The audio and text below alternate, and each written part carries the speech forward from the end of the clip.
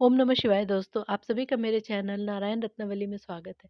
आज की इस वीडियो में मैं आपको बुधवार व्रत का महत्व और व्रत की कथा सुनाने जा रही हूँ। वीडियो अच्छी लगी तो कृपया कर मेरे चैनल को लाइक, शेयर, सब्सक्राइब करें। सूत जी बोले, हे ऋषियों, जब पुण्य पाप की रचना हो चुकी थी, उनके करने वाले लोगों को शुभ फल देने के लिए भगवान शिव ने इंद्र और यम के वारों का निर्माण किया। ये दोनों वार क्रमशः भोग देने वाले और लोगों के मृत्यु भय को दूर करने वाले हैं। भगवान शिव जिस संसार रूपी रोग को दूर करने के लिए वैद्य हैं, वही सबके ज्ञाता और समस्त औषधियों के भी औषधि हैं। इस प्रकार भगवान शिव जी ने सूर्य आदि 7 ग्रहों की रचना की, जो अपने ही स्वरूप, भूत और प्राणियों के लिए सुख दुख के सूचक है। 7 वारों की रचना कर उनके स्वामी को निश्चित किया। वे सभी नक्षत्रों के ज्योति मंडल में स्थित हैं। जैसे शिव जी के वार का दिन है सोमवार, वैसे ही बुधवार के स्वामी बुध हैं। भगवान बुद्ध पुष्टिदायक है। भगवान बुद्ध के लिए होम करना, दान करना, जप करना और विधि पूर्वक पूजा करना हमेशा ही फलदायी होता है। इस व्रत को जो भी मनुष्य करता है या इसकी कथा को सुनता है, उसके सारे मनोरथ पूर्ण होते हैं। तो आइए सुनते हैं बुधवार व्रत की कथा। बहुत समय पहले की बात है। रामू नाम का एक व्यक्ति अपने ससुराली मेहमान के लिए गया और वहां मेहमान बनकर रहने लगा। जब इस प्रकार रहते हुए उसे बहुत दिन बीत गए, तो एक बुधवार को उसने अपने ससुर से विदाई मांगी और कहा, मैंने आपके यहाँ इतने दिन मेहमान के रूप में व्यतीत किया है, अब मुझे अपने घर सपत्नीक जाने की आज्ञा दें। तब उसके ससुर ने कहा, हम आपको आज नहीं भेज सकते हैं, आज बुधवार है, आज विदाई नहीं हो सकती, कल अवश्य आपकी विदाई कर देंगे। ससुर की ऐसी बातों को सुनकर भी उसने अनसुना कर दिया और जबरदस्ती बार बार आग्रह करने लगा। तब ससुर ने दामाद को पुत्री के सहित विदा किया।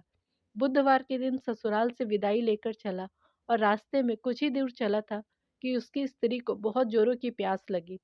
वह रथ से उतरकर पानी लेने चला गया और जब थोड़ी देर के बाद वापस पानी लेकर आया, तो उसने देखा कि उसके स्थान पर उसी का रूप धारण करके एक पुरुष बैठा हुआ है।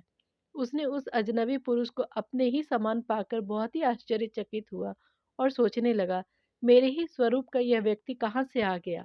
उसने उससे पूछा, तुम कौन हो, यहाँ पर क्यों आए हो, मेरी अनुपस्थिति में मेरी पत्नी के समीप रथ में बैठे हो।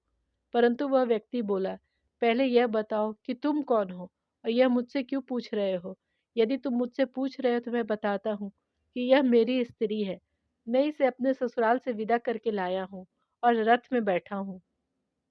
इस प्रकार दोनों में परस्पर वाद विवाद होने लगा। इससे बहुत सारे आदमी एकत्रित हो गए, परंतु उन दोनों के झगड़े का कोई भी निर्णय नहीं कर सका और वह स्त्री भी दो पुरुषों को एक ही रूप में देखकर, एक ही वस्त्र में देखकर चकित रह गई थी और वह यह नहीं समझ पा रही थी कि इसमें से मेरा पति कौन सा है। इसी बीच राजा को इस झगड़े का समाचार मिला। उन्होंने अपने सिपाहियों को इसकी जांच के लिए भेजा। राजा के सिपाहियों ने रामू को पकड़ लिया और राजा के पास ले गए। सिपाहियों के द्वारा पकड़े जाने पर रामू बहुत दुखी हुआ और रो विलाप करने लगा।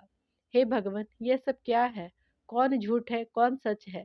ऐसा कहकर रामू जोर जोर से रोने लगा और भगवान की दुहाई देने लगा।